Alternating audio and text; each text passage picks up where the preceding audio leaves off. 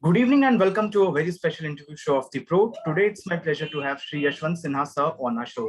Yashwant Sinha sir is currently the Vice President of the All India Trinamool Congress and has served as the Finance as well as the External Affairs Minister in the Government of India.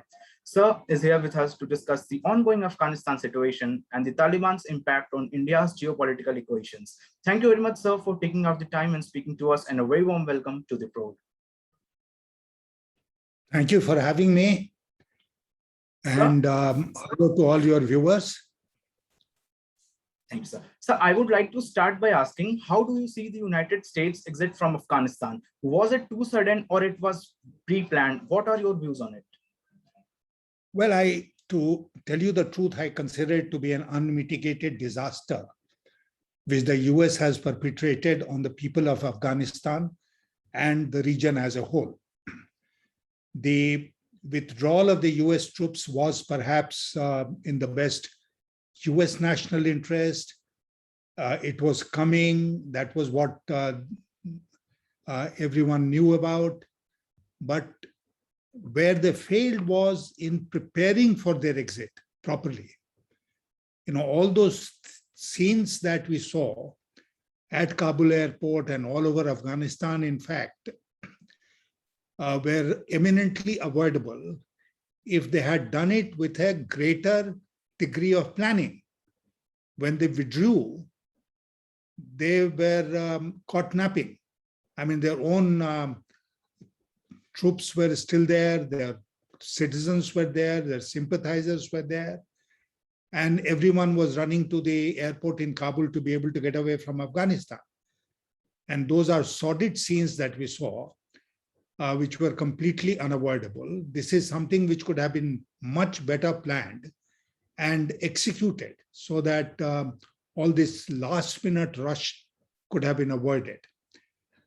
So it appeared as if everything happened suddenly. The Americans withdrew, the Taliban took over, people ran helter-skelter to the airport to find the first flight out of Afghanistan. But actually, it was not so. It was a withdrawal which was expected, which had been announced, and everyone knew that this is what is going to happen. But unfortunately, this is not the way things turned out. And I blame the Americans entirely for the mess that they created. Okay, sir. So, sir, Taliban has formed the government now since America has exited Afghanistan. So what are your views on that government, where there are 5 UN designated terrorists, and all those were supported by their UN designation was supported by the US as well, and no woman minister? Well, even before the Taliban formed the government and they took control of Kabul, I had stated that India, as far as India was concerned, we should not take the statements of Taliban at face value. We should verify and then put our trust in them. But we should not dismiss them offhand also. So Taliban, you'll recall, was making some very mature statements to begin with. And it appeared as if Taliban 2 was very different, or was going to be very different from Taliban 1. But as things are turning out, including the people who have been included in the government, it appears that nothing has changed. And I was particularly disappointed as a sympathizer of the people, as a friend of the people of Afghanistan, with the kind of people that they have included in the government. And particularly disappointed at the fact that they did not include any women in the cabinet. And now they are coming out with even more, disagreeable, devastating statements, saying that a woman's job is only to produce babies. So all this is very, very disappointing. Then one heard about executions without trial, which means that there is no rule of law. And all this does not augur well for the future of the people of Afghanistan and for the future of the safety and security of the region. So I am disappointed with the present day situation in Afghanistan. I hope things will turn for the better. But that's only a hope. One does not know what the future holds. Okay, sir. So, like, why is it so that India hasn't taken any proper stand in the whole situation? And what will be the impact of Taliban takeover in Afghanistan over the Kashmir Valley? Because that also becomes crucial when they talk about Kashmir and they talk about rights of Muslims. We were, we have been in touch with the Taliban at Doha.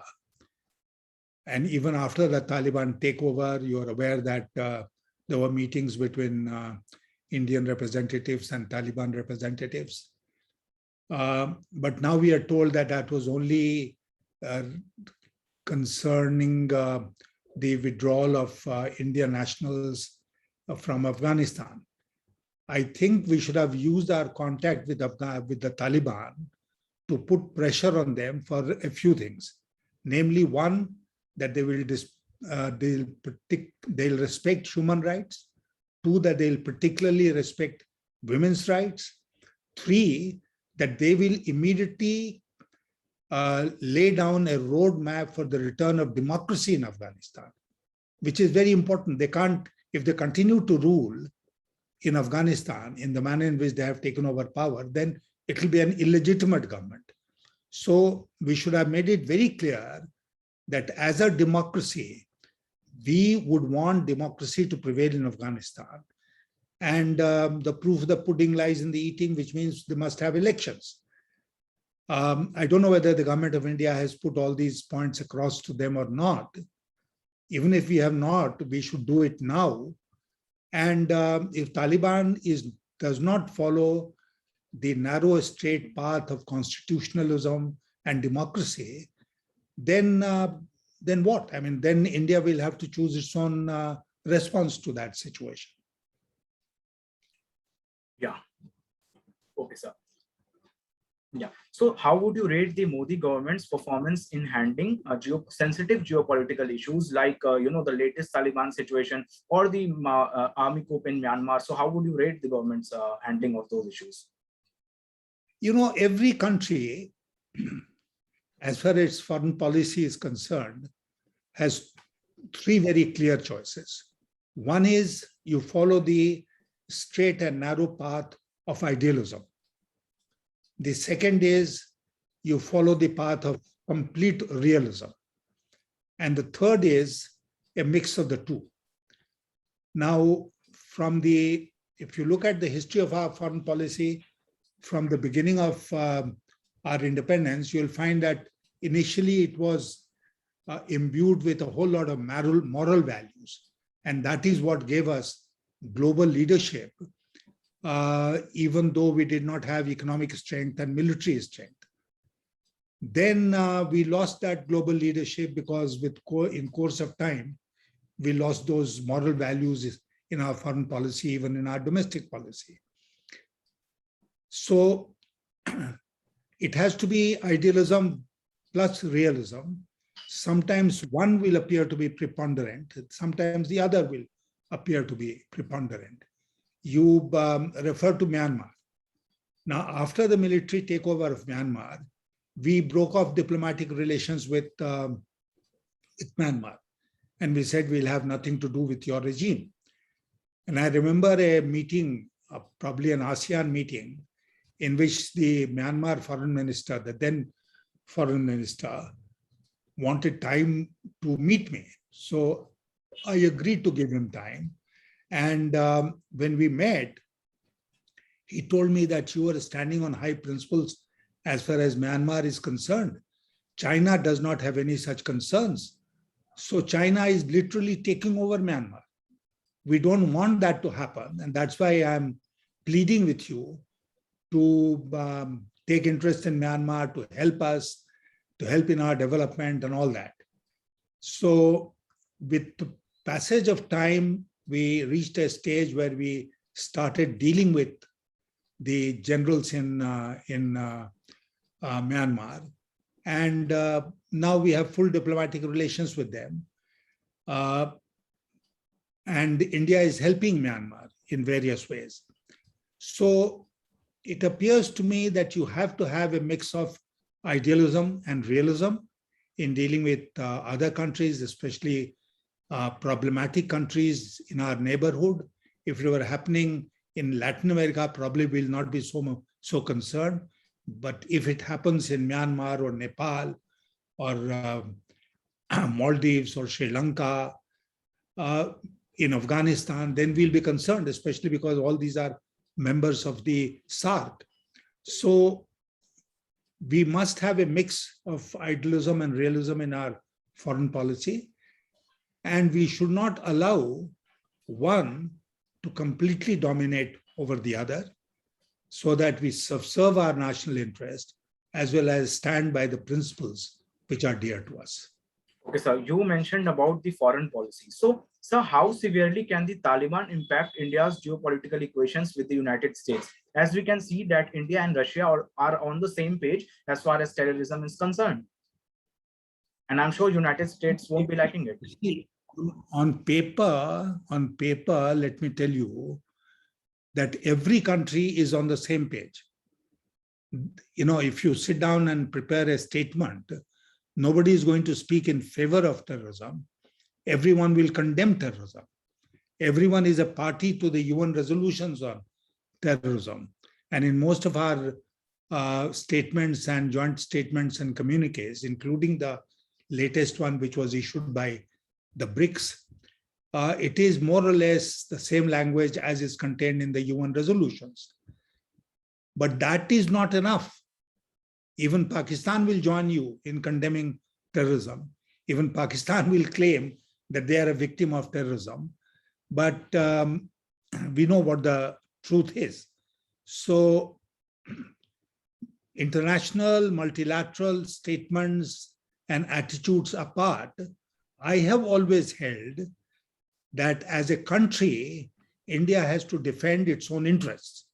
And if we are victims of cross-border terrorism, or if there is a danger of Taliban takeover in Afghanistan resulting in unrest or violence in Kashmir, then it is our national duty to prepare ourselves for it, take measures to safeguard against any such eventuality.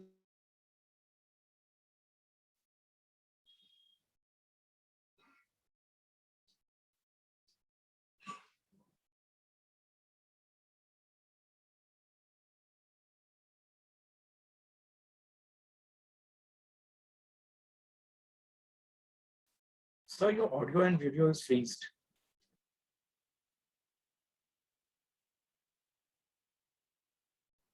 Hello? Hello? Yeah, I can hear you. Yeah, so like your audio got freezed for some time. No, can you hear me now? Yes, sir. Perfect.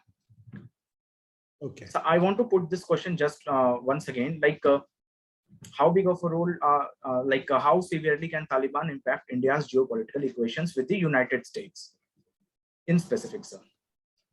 No, we have to look at it apart from our relationship with the US. You know, don't link it necessarily with our bilateral relationship with the US. The Taliban takeover in Afghanistan poses serious challenges for India in the neighborhood and globally. And I have already mentioned to you the conditions on which we should do business with the Taliban regime or not do business with Taliban regime. After all, we should not forget that Taliban was in power in Afghanistan from 1996 to 2001. 5 years they were ruling Afghanistan.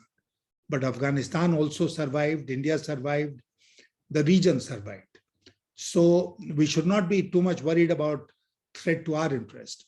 And if there is any threat to our interest, and is there an apprehension that it will result in greater violence in Kashmir, then it is our national responsibility to take care of that problem. The international community will not come to our help. Even a friend like Russia will not come to our help internally or in dealing with a internal problem like Jammu and Kashmir. So therefore, it will be our problem. It is our responsibility to ensure that the Afghanistan fallout does not affect law and order situation in Jammu and Kashmir. And prepare ourselves to meet any challenges there. Having said that, a Taliban regime supported openly by Pakistan does pose challenges to us in the region, and we'll have to see going forward how we tackle those problems and that challenge. Okay, sir. If it will be injustice if we don't talk about China in the whole scenario. So, sir, how big of a role does China have to play in Afghanistan, and why is it so that they have openly supported the Islamic Emirates? You see, China, we must understand one thing about China. China does not stand on any diplomatic niceties. They have no use for morality in foreign policy. They have no use for morality in their own domestic policy also. Look at what they are doing to the Uyghur Muslims in Xinjiang. But that apart, all these, you mentioned Taliban is speaking for Muslims in Kashmir. Why doesn't Taliban speak for the Muslims in Xinjiang province of China, where there hundreds of thousands of them have been put in concentration camps? Nobody talks about that. None of these Islamic countries talk about the problem that China has with its Muslim minority, but they'll talk about Jammu and Kashmir all the same. So this is all, what does it prove? It proves that they have a double face. One face for India, another face for China. We know that China is a very powerful country in the region, and therefore people are scared of taking on China. But the fact remains that they are being extremely selfish in their attitude, and speaking up for the Muslims or protecting Muslim minorities is not their real concern. Their real concern is just politics. So we should be prepared to meet that threat or that situation headlong. I don't think India should be on the defensive. But China, as I told you, does not have any morals in its foreign policy. And therefore, whether it's Myanmar, they'll have no hesitation in dealing with the military generals there. They'll have no problem in dealing with Taliban in Afghanistan. And they'll do so only in order to be able to spread their influence. But having said that, there are 2 points which I'd like to make to you as far as Afghanistan is concerned. One is that the people of Afghanistan, the vast majority of them, have a great liking for the people of India. This transcends government-to-government relationship. The people of India and the people of Afghanistan are very close to each other. And I experienced that personally when I went to Afghanistan myself and traveled around. The second is that we have done a lot of developmental work in Afghanistan, which even the Taliban spokesperson appreciated when he said, India has helped us. So that is something which the people of Afghanistan are not going to forget in a hurry.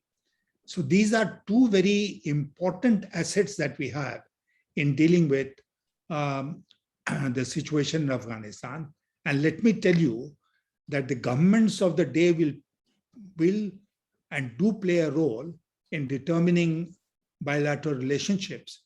But ultimately, it is the civilizational relationship between the peoples of 2 countries which guides the goals of foreign policy. Okay, sir. So talking about Pakistan, how do you see the Lieutenant General Faiz Hamid, who is the chief of ISI, visit to Afghanistan? How do you see his visit to Afghanistan? I don't know what was achieved by that visit. I think it was more optics. He went there to prove that Pakistan was very close to the Taliban regime in Afghanistan, and they were welcome. Before him, the American NSA had gone to, or somebody had gone, senior official had gone to Kabul. So these are all straws in the wind. I will not attach any great importance, but the fact remains that Pakistan's imprint can be seen all over as far as the formation of this Taliban government in Afghanistan is concerned. And I'll agree with those who say that it's a government of terrorists, and it completely lacks in legitimacy. And India has to see whether we can do business with this government or we can't. And even if we can't, I mean, I'll even suggest that let's not do business with this government. So what will happen? I mean, we are too big and too strong a country now to be impacted upon by any foreign element. And if they want to create any disturbance in our country, we should be able to meet that frontally. Okay, sir.